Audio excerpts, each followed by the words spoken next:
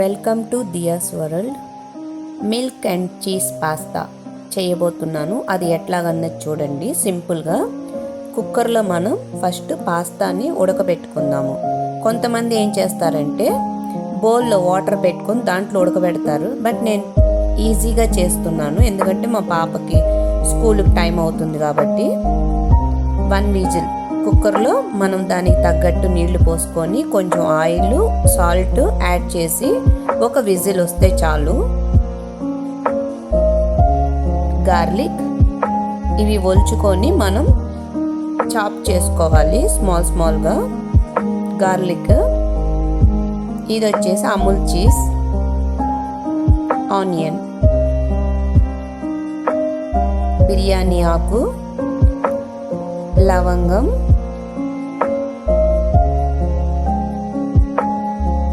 చూసారా ఉడికింది పాస్తా. ఒకదానికొకటి ఏమి అతుక్కోలేదు. ఇలా కూడా చేయొచ్చు అన్నమాట. మనం మామూలుగా బౌల్లో పెడితే చాలా లేట్ అవుతుంది. నేను కొంచెం థిక్ పాలు తీసుకున్నాను, ఆరోగ్య రెడ్ మిల్క్, దాంట్లో ఆనియన్, బిర్యానీ ఆకు, ఒక లవంగం. పాలు ఏమి విరగవు, స్మెల్ వస్తుంది, ఆరోమా వచ్చింది మనకి.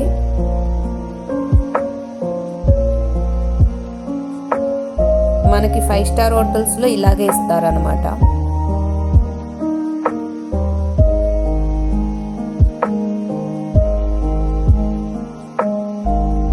ఈ పాలు కాసుకొని పక్కన పెట్టుకుందాము. నెక్స్ట్ వచ్చేసి ఇప్పుడు ఒక కడాయి తీసుకొని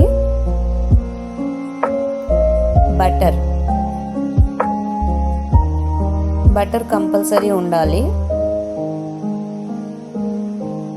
మైదా,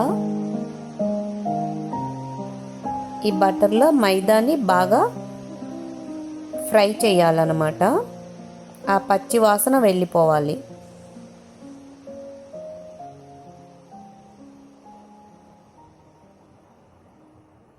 సారీ, నేను ఆరోగ్య పాలని చెప్పాను, అది ఆరోగ్య కాదు, ఆవిన్ మిల్క్.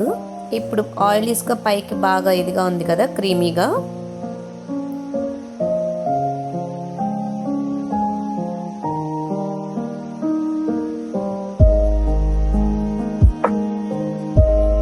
అడుగు అంటుకోకుండా చూసుకోండి. ఇలాంటి పాస్తాలు చేయాలంటే మ్యాక్సిమం నాన్ స్టిక్ వాడామంటే బాగుంటుంది. ఇప్పుడు అది ఇదైపోయింది, బాగా వేగింది కాబట్టి దాంట్లోనే మనం ఇప్పుడు ఆ పాలు కాసి పెట్టుకున్నాం కదా, అది యాడ్ చేసుకోవాలి.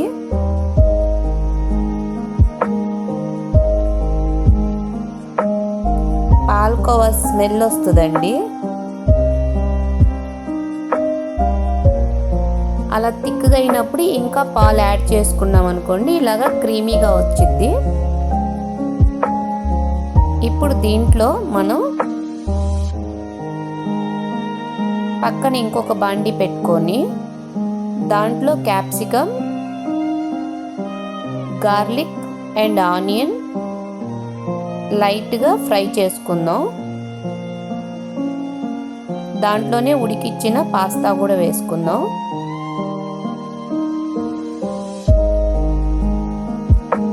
సాల్ట్,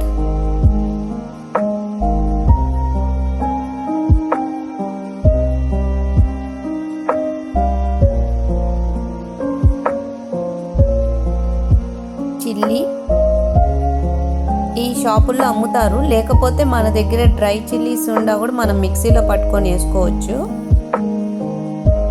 ఇప్పుడు అది కొంచెం డ్రై అయిన తర్వాత ఇలాగ దీంట్లో ఈ క్రీమీ దాంట్లో మిక్స్ చేసుకోవడమే. దానిపైన చీజ్,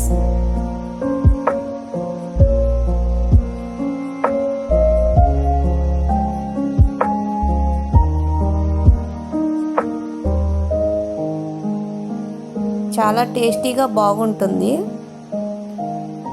మీకు ఈ వీడియో నచ్చితే please like and share, subscribe my channel. చాలా యమ్మీగా బాగుంటుంది టేస్ట్. ట్రై చేయండి. Please like and share, subscribe my channel. Thank you. Yummy.